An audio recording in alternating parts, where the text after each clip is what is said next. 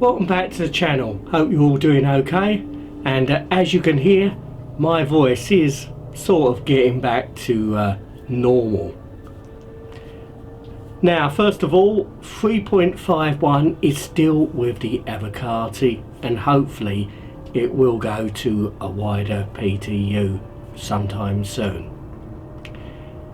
Now, it's that time of year where a lot of people like to get into the garden to do some much needed pruning, and well, sometimes it's not the most favourite thing for me to do, but it has to be done.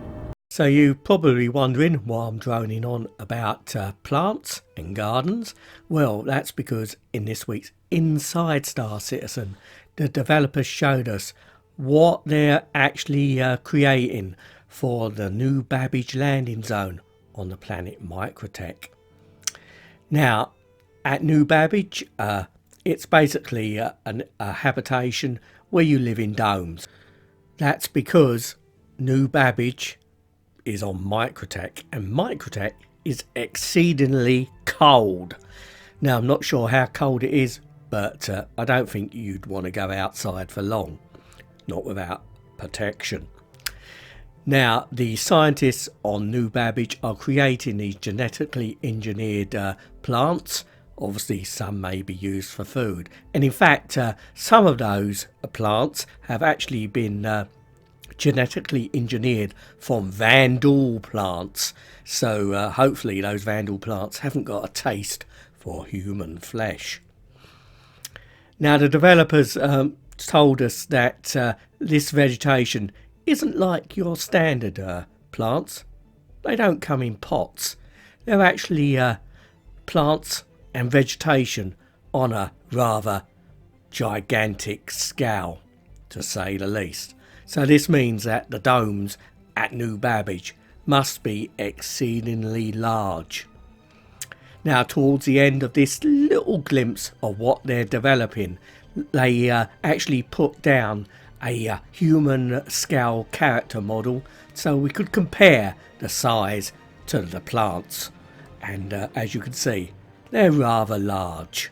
So that's something to look forward to when we see New Babbage later on in the year. Now, we've already seen the base 300i in 3.5, and once we get 3.51 we'll be seeing the rest of the 300i series, which obviously are being reworked. Now, in Inside Star Citizen, we saw some of the new 300i variants, like the 325 and the 315, of course, and how they've actually changed them from the original, which obviously, although they look nice, didn't fit into the new ship pipeline. Now, we saw how they've managed to keep the sleekness of the Origin design, obviously to fit it in with the actual way they're developing Origin ships at the moment. We saw this drop down cargo bay here, which obviously is something which is going to be essential for carrying bits of cargo, or maybe even mission boxes. And we got a glimpse inside of the luxury Origin interior. Now, Chris Smith has been leading the redesign of the 300i series, and he's also showed us about the customization which you're going to bring to the ships. And obviously this may probably come to other ships in the future, where you'll be able to choose the colour of your chairs and obviously your decor of the ships. So obviously that may well probably come at an additional cost.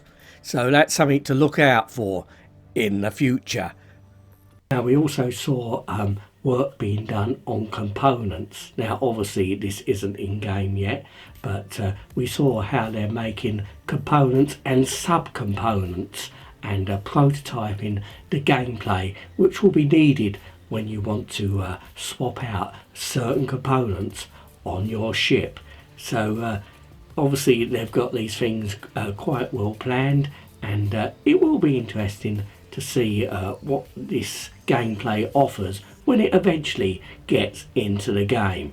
Now, I do recommend watching this week's Star Citizen Live because it was all about caves. Now, we saw some brief clips of some early work on caves a few months ago, but this was a lot more in depth. Now, they seem to have gone past the prototype stage to actually make sure that this cave technology works.